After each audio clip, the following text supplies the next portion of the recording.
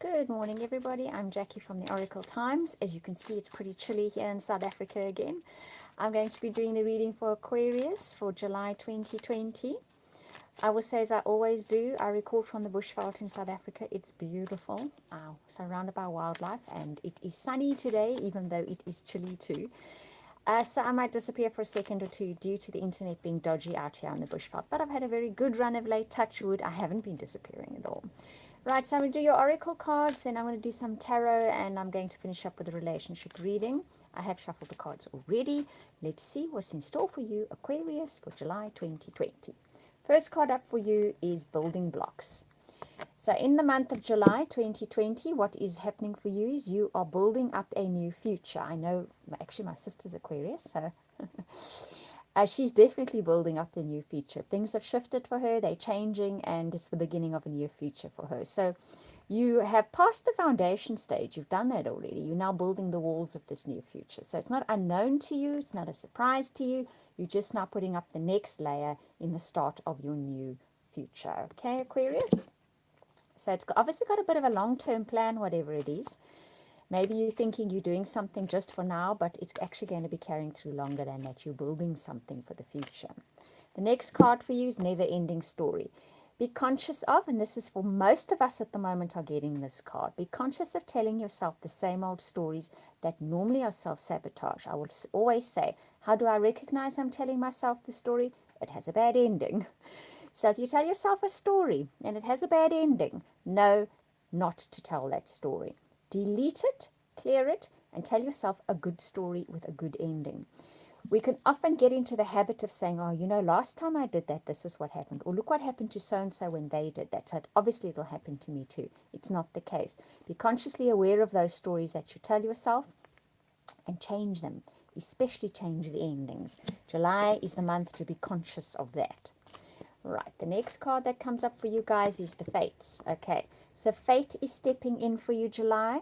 This is not surprising. We have a full moon lunar eclipse on either the 4th or the 5th of July, depending where you are in the world. That's always fated elements. This particular eclipse will close a door, but it will open a door as well. That is Fate's way of moving you on a bit quicker than normal circumstances. So what is at play here is something that you don't have control over, but the outcome could very well be the building of that new future for yourself. You're building yourself a new future. Just don't fall back into saying, oh no, look what's happened now, it's going to have a bad ending. It's not. Tell yourself a different story, okay? Because coming to the edge then comes up. So you're going to need to take a chance. You're going to need to make that leap of faith, okay? So whatever it is that is fated now, that is probably a closure because this is a full moon lunar eclipse in July. I would say you're going to need to take a leap of faith after that, okay? It's a big step for you. You're stepping off the edge into something new, and it's going to require faith on your part.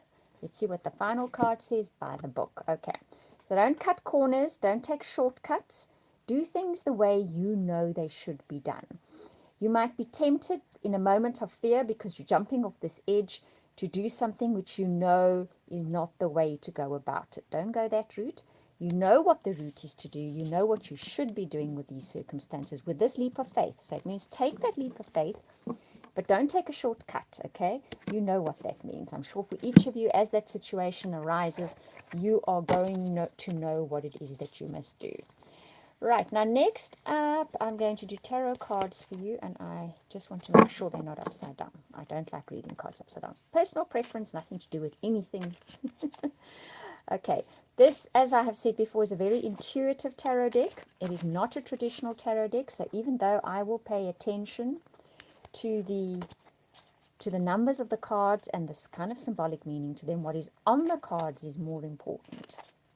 It tells a deeper story and a more intuitive story. So right, for you guys in the month of July, Aquarius, your first card up is the Mother. This is nurturing. This is the ability to take something and make it grow and watch it grow. It's the wisdom, it's the germinated seed that is coming forth that you're going to grow. So this new beginning for you, we've already seen you are building something new. So it's about accessing that part of you that knows wisely how to nurture this and bring it forth into life. That's a major energy for you guys in the month of July. Nurture what you are doing. Look after it. Put the time and the energy and the positive thought into it, right? Don't tell yourself that story, this is going to fail, it's not going to work. Make sure you don't tell that one. The next card up is the Eight of Air. Oh, and look at that. You've got the Eight of Fire behind it. I was only going to draw one. You've got two. 8 for me is the infinity number, which means that there is reconciliation with something. That's always what 8 stands for, because you come back to that same point again. But it's in coming back to that same point that you find resolution and reconciliation, especially resolution as well. Let's have a look at this card first. So if you see, he's got a sword in each hand. The one is drawing blood, the other one is upright. So it's a situation that has drawn blood from you. You have put blood and sweat and tears into the situation. Now you have the opportunity for clarity and foresight and to go forth with that, so it won't require as much blood, sweat and tears. And I'm smiling as I say this because, like I said, my sister is Aquarius, and her situation going forward is going to be very much that. She's put a lot of blood, sweat and tears in what she's doing. But things have shifted and changed now. There's not so much blood, sweat and tears. And she put a lot of thought into the way forward. Clarity. And the way forward is not so much blood, sweat and tears. So that is what it says for you guys as well. The Eight of Fire is all about that drive, that it's almost like a pure energy forward, if I can explain it as that. It's an unencumbered energy. That's the word I'm looking for. That drives you forward. Like I say, 8 for me is always about resolution and reconciliation, that coming back to the same point. And this time the movement forward is with much cleaner energy, much clearer energy, much more focus on exactly where it is that you're going. But these are not air cards. That is 8 of Air, okay? The one that says you have the clarity now. But the Fire card is not an air card. So not only have you clarity of thought, but you have clarity of action as well. So your energy is unencumbered because your thoughts have become much clearer. So the way forward is that much clearer. You can now nurture the way forward in the proper way, in the way that will really grow and flourish without having to have that blood, sweat and tears for the way forward. So that is very nice. Right, let's have a look at your relationship reading. So I'm going to read for those of you that are in established relationships as well as those of you that are looking for relationships. I will first read what it says on the card, because otherwise you ask me, what did it say on the card? And then I will tell you the story behind the selection of cards. So the first card for you is express your love. Go ahead and make the romantic gesture. Let's see what the next card says. I'll discuss this after I've pulled them. Engagement, your love life is ascending to a higher level of commitment. And let's see what the final card says. Stay optimistic about your love life. Positive thinking and faith will bring you romance. So let's have a look at these cards. Let's start with this one. So this is a card that always talks about opening your heart. This is feeling something and possibly being worried about showing someone how you feel. This card is saying it is necessary for you to show them how they feel. They can't guess and they can't smell. And sometimes we think, well, it's pretty obvious. Well, it's not obvious if this card is coming up. You're going to need to make an overt gesture to show how you feel, so that that person, whether you're in a relationship or wanting one with one, recognizes the fact that's how you feel, okay? Don't rely on them smelling, feeling, or intuitively tuning into you. It's not going to happen. You're going to have to make an overt gesture. The potential is here then, if you are looking for a relationship, for this to be a long-term relationship, but you're going to have to make the first move, okay? And it has the potential to be a really well-established relationship as well. For those of you in established relationships, making that gesture is going to help cement the bond between the two of you.